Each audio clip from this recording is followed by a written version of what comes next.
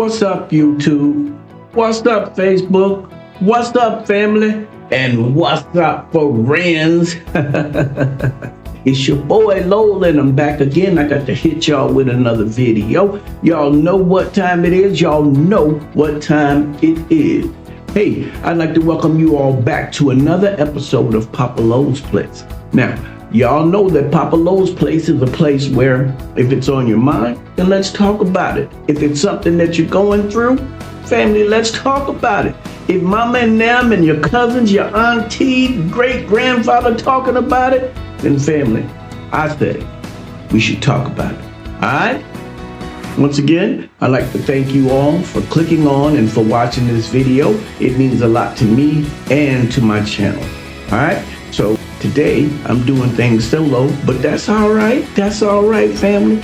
We're going to have just as good of a time here with Papa Lowell's Place solo, chilling. All right? So we're going to go ahead and get started with this video. But before we do, question for you guys. How do you handle going out and getting your kids school supplies before school starts? You know, you got a week left, a month left, you know, school is right around the corner. You know, usually they're sending some letters or something to let you know what they need to have before school. Pay attention to that letter, or do you go on your own? How do you pretty much handle that?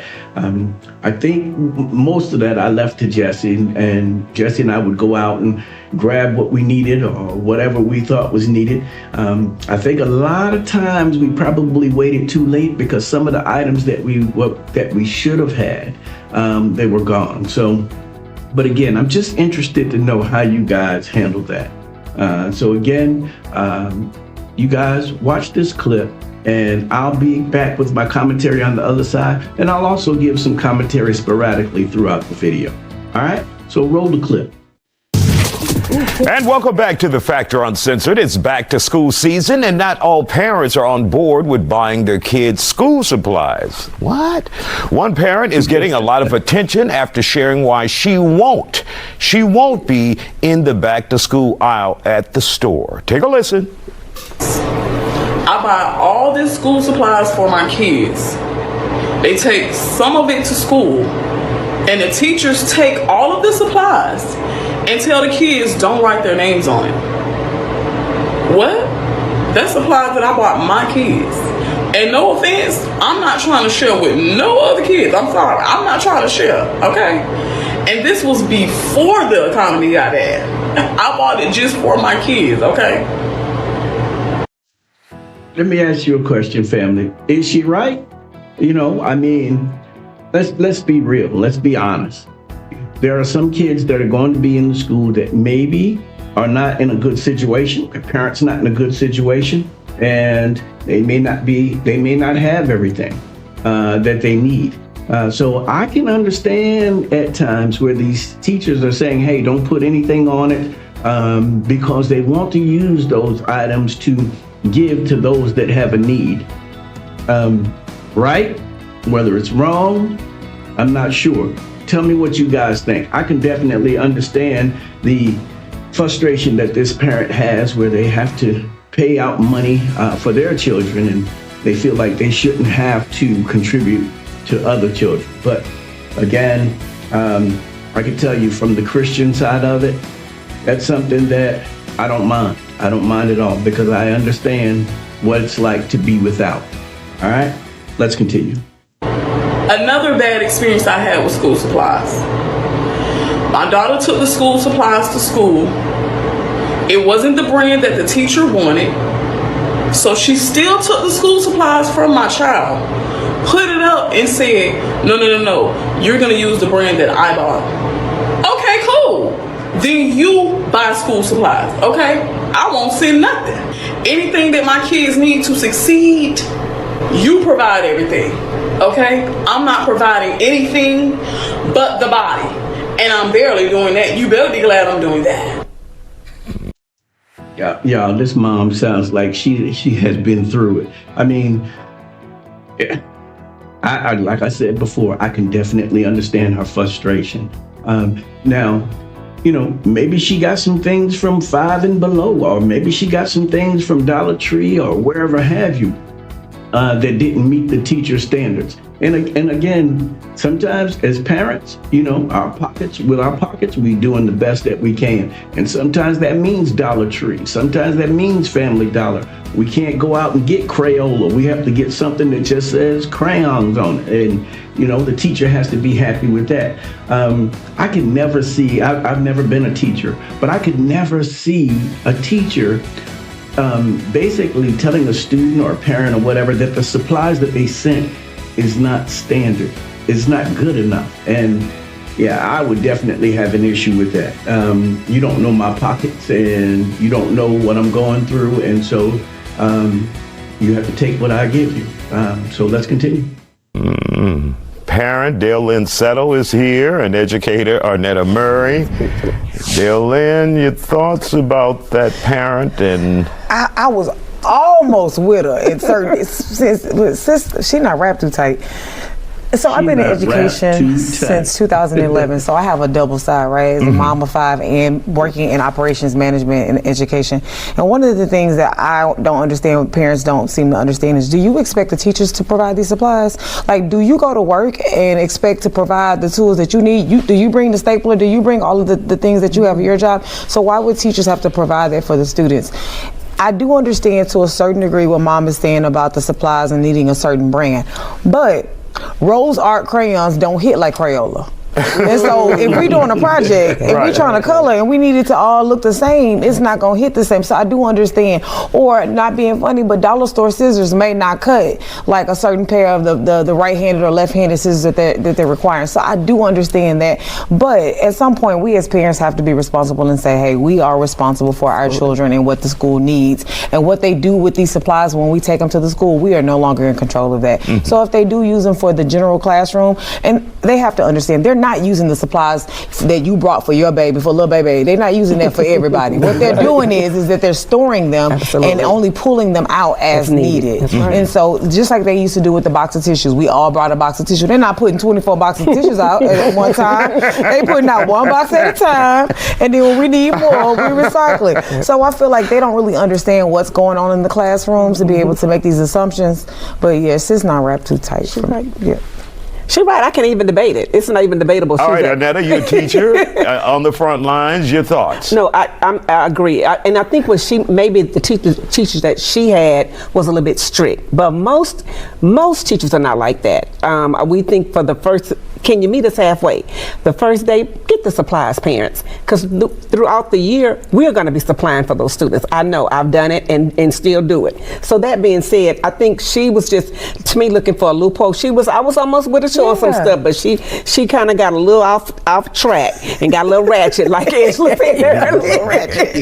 And so, but no, we have to be careful. Number one, she needs to understand, money is not coming our way. Public funds. Our money is different now. We are not getting funds like we're getting. We're not getting paid like we should. So we're trying to make the best of a situation. So most of the time we do. The teachers are going beyond the call of duty. We're just saying the first week of school, can you give us some supplies? Right. And if you give it to us, just give it to us. We're going to do what's right. But, she just. I think the teacher actually probably had some bad apples. And we all know bad apples spoil the whole bunch. And so I think that the teachers are becoming more stern because they have had parents that have stood up and said, I'm not doing this and I'm not doing that. So they've had to set these standards and these rules. And so, like I said, I do understand Mom to a certain degree. I think she might have had some tough teachers, like I said, that might not have been as understanding as they should have been. But it's getting tough out there for everybody. It's tough for the parents. It's tough for the teachers. But again, as she said, they are not getting paid what they should be getting paid to be providing for. I mean, I have 5 that I provide for. I can't imagine doing that for 24 kids in a classroom, making sure they have everything they need, plus mine at home too. So no, I just think that we need to show a little grace on both sides. And one of the things that we talked about in the last segment is a village. So if you can help other kids, why not? Exactly. If you can afford to. That's the big question. Affordability. Now, if you have an extra notepad or pencil Right, or right. crayons, then why not give it? Because you're helping your students' classmates. Absolutely. But we're doing that. You have to understand, you know, you have these different drives coming on with back to school coming up. That's an avenue. I mean, then other teachers help us out. I had one teacher that has a bunch of supplies, and I was just talking about I didn't have it, and she gave me some supplies out of her, cabinet. So we're doing that. Unfortunately, sometimes parents get the wrong narrative and they hold on that. And again, if she was just possibly involved, she would have understood it a little bit different. She clocked that. She clocked it. Thank you guys for joining us here Thank on you The for Factor having us. Uncensored. And if you have some extra school supplies Please. left over, take it to your teacher or your kids' teachers Bring them or the Isaiah. school. You don't even have to, have a kid go there. You Yeah. have school supplies, take them to the school, Absolutely. help them out. All right, family. Y'all seen that? You heard that, and being that my kids are out of school now, older, and things of that nature, I've been removed from the school thing for quite a while now. I can understand that it's a point of contention with a lot of parents. Having to send supplies to school, wanting those supplies to only be for your child, and just trusting that the teacher is going to do the right thing by those supplies. I love the way one of the ladies had said, the teachers they're going to do the right thing, according to, what's needed. I like the way she said that because, is it a issue that the parents believe that the teachers are just willy-nilly taking it home and, maybe giving it to their children or giving it to a favorite child in the class? I mean, what could possibly be the issue? Again, for me, I don't see anything at all wrong, and this is just my opinion. I don't see anything at all wrong with sending the supplies and the teacher divvying the supplies out proportionately as they are needed. I don't see anything wrong with that. One of the things that they talked about on there is if everybody brought tissue, you're not going to have all those boxes of tissue just sitting out there. You have one box. And when that box runs out, you can go to the supply cabinet, grab another box, put that box out there, and everybody is well taken care of. So I definitely get that aspect of it. But I can also get the frustrating aspect of having to spend, money on someone else's children who you feel should have gotten their own supplies. So again, I can understand that this is a point of contention. And to be honest with you, it really shouldn't be, because I believe, again, this is just me, this is just Papa Low, I believe that we should always take care of one another. Always. And whether that means in school, whether that means on the job, whatever the case might be, I believe that we should always, always, always seek for the good of other people.